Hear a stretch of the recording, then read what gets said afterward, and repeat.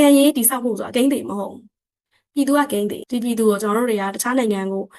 စွန့်ပစ်လိုက်လို့မရအောင်ပြည်သူကဂိမ်းတွေကျွန်တော်နိုင်ငံရေးစနစ်တစ်ခုမကောင်းနိုင်ငံရေးစနစ်တစ်ခုစွန့်လို့ရတယ်အဝင်ငွေကြမဖြစ်လို့အဝင်ငွေကြမဖြစ်တဲ့နိုင်ငံရေးစနစ်တစ်ခုကျွန်တော်စွန့်လို့ရတယ်အခုဒေါ်လာရေးလောက်တယ်ဆိုတာကျွန်တော်အာဏာရှင်နိုင်ငံရေးစနစ်ကိုစွန့်လိုက်တာကျွန်တော်ဒီမတိုင်ခင်တော့ကပြောခဲ့တဲ့ဒီပြည်ထောင်ဒီမိုကရေစီစနစ်ကိုစွန့်လိုက်တာကျွန်တော်တို့အခုဆိုရင် Federal Democracy စနစ်ကိုသွားနေတာဒါကဘာလို့ဆိုလဲဆိုတော့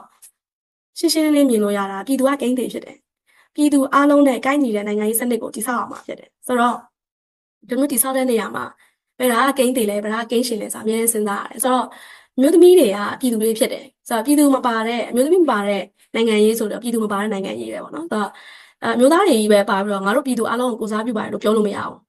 အမျိုးသမီးတွေစိတ်ဆန္ဒပါတယ်ဆိုတဲ့အချိန်မှာစိတ်ဆန္ဒကလည်းအရေးကြီးတာအောင်နော်ဆိုတော့ရုပ်ရောစိတ်ရောအုံနောက်ရောအကုန်လုံးပါဖို့လိုတယ်ဆိုတော့ရုပ်ကတော့ထိုင်နေတယ်ခုံမှထိုင်နေတယ်ဒါပေမဲ့ပါဇက်ပြောခွင့်မပေးဘူးပြောနေတဲ့စကားလုံးကိုမလေးစားဘူးပြောနေတဲ့စကားလုံးကိုနားလည်အောင်မကြိုးစားနိုင်ဘူးဆိုရင်ဒါအုံနောက်ပိုင်းရမပါခိုင်းဘူးပေါ့နော်ညာနာပိုင်းရပါတယ်လို့ပြောလို့မရဘူးတကယ်ပြည့်ဝနဲ့အားလုံးပါတဲ့နိုင်ငံရေးစနစ်ကိုပြန်သွားမယ်ဆိုရင်လူတိုင်းကအားလုံးပါရမယ်ဆိုတော့အတိတ်တစ်ခုရတဲ့ခါကျရင်ကျွန်တော်တို့စစ်တပ်အာဏာသိမ်းတဲ့ကိစ္စတွေမဖြစ်တော့ဘူးကျွန်တော်တို့ကိုယ်တိုင်ကဒီမိုကရေစီကိုလိုလားတယ်လူ့ခွင့်ရေးကိုလိုလားတယ်ပြောပြီးတော့စစ်တပ်ကပေးတဲ့စင်ကြေတိုင်းကျွန်တော်တို့တွေကထပ်ပေးနေတယ်ကျွန်တော်တို့တွေကထပ်လုံနေဆိုဘာမှသိထူးမလာဘူးပေါ့နော်ဆိုတော့လက်နက်ကိုင်ရလူနဲ့လက်နက်မကိုင်ရလူဒါမှမဟုတ်ဘူးဆိုရင်လက်နက်ကိုင်ပြီးတော့အနိုင်ကျင့်တဲ့လူနဲ့လက်နက်မကိုင်ပေးဘဲနဲ့အနိုင်ကျင့်မှုစူးစမ်းတဲ့လူဒါလိုမျိုးပဲကွာသွားနိုင်မယ်ပေါ့နော်ဆိုတော့အမျိုးသမီးတွေကိုခြံခဲ့တာလူတချို့ကိုခြံခဲ့တာအားနေတဲ့လူကိုခြံခဲ့တာလူအုပ်စုအရေးအတွက်နေတဲ့လူကိုခြံခဲ့တာကိုနဲ့မတူကိုကနားမလည်တဲ့လူတွေကိုခြံခဲ့တာပေါ့နော်ဆိုတော့ကိုနဲ့မတူတဲ့ဘာသာစကားအုပ်စုတွေကိုခြံခဲ့ကိုနဲ့မတူတဲ့ယဉ်ကျေးမှုအုပ်စုတွေကိုခြံခဲ့တာက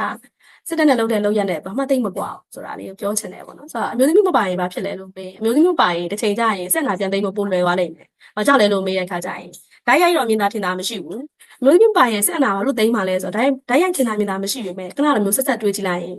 ထင်တာမြင်တာရှိအောင်ကျွန်တော်တို့ဥကွင်းကွက်မြင်လို့ရတယ်ပေါ့နော်โอเคအမျိုးသမီးရဲဘော်တွေနောက်ပြီးတော့စစ်ပေးရှောင်အမျိုးသမီးတွေသူတို့တွေအတွက်လဆင်သုံးပစ္စည်းတွေရောလုံလောက်ရှိလားနောက်ပြီးတော့လိမ်ပိုင်းဆိုင်ရာအကြမ်းဖက်မှုတွေစော်ကားနောက်ချက်ခံမှုတွေဒီလိုမျိုးຢာတွေကတော်လိုင်းနယ်မြေတွေမှာဖြစ်တယ်လွတ်မြောက်နယ်မြေတွေမှာဖြစ်တယ်ဆိုရင်ရောတရားမျှတမှုပြန်ရှာရတာလွယ်လားဘယ်လိုအခြေအနေတွေရှိကြမလဲအမျိုးသမီးကျမ်းမာရေးတကူရေးတန်ရှင်းနဲ့ဆိုင်တဲ့အရာတွေတက်ထဲမှာလောက်ရှိရလားဆိုတော့အခုအနေထားမှာတော့အမားတို့စီမှာလည်းရှိပါတယ်เนาะအဲ့လိုမျိုးအရန်ယူအရှင်အပယ်တော့မဟုတ်ဘူးကွာလုံလောက်တဲ့အနေထားလောက်တည်းရှိပါတယ်အမားတို့ထောက်ဖို့တွေကလည်းကိုညီပေးတဲ့အတွက်ပြီးတော့အရင်တော့အဲ့လိုမျိုးအမားတို့ကွာဟိုးရင်တော့ဆိုလို့ရှိရင်အမားတို့ကတောထဲမှာပဲဒီလိုမျိုးလှုပ်ရှားနေရတာပေါ့เนาะအဲ့လိုမျိုးအနေထားမှာကျတော့ဈေးဝယ်ရတာခက်ခဲတာတော့ဘာလို့များလို့ရှိတဲ့အခါမှာကျတော့ဒီ main ကလေးတယောက်အနေနဲ့ခက်ခဲတယ်ပေါ့နော်ဒီလိုမျိုးအဝတ်တွေပါတယ်လှမ်းတာကအစပြီးလို့ရှိလို့ရင်ဒီ main ကလေးတုံးပစ္စည်းတွေဝယ်ရပြီးွားတာဆိုင်တွေကလည်းတောထဲမှာဖြစ်တဲ့အတွက်အမတို့ကတစ်လမှတစ်ခါလောက်စာရေးပြီးတော့ဈေးမှာရတာလို့15ရက်မှတစ်ခါဈေးလေးတွေမှာရတာလို့ဆိုတော့အဲ့လိုမျိုးအရင်တော့အခက်အခဲရှိရပါဘောနော်အခုလက်ရှိအနေအထားမှာဆိုလို့ရှိရင်တော့အမတို့အခုကကြတော့ကွာအမတို့ကမြို့သိမ်းမဲ့တိုက်ပွဲတွေဆင်နွှဲနေတာဖြစ်တဲ့အတွက်အမတို့ကမြို့နဲ့အနီးအနားတွေမှာပဲအမတို့ကနေတာဖြစ်တဲ့အတွက်လောလောဆယ်မှာတော့အဲ့ဒီအရာတွေအတွက်အမတို့မှာအခက်အခဲမရှိပါဘူး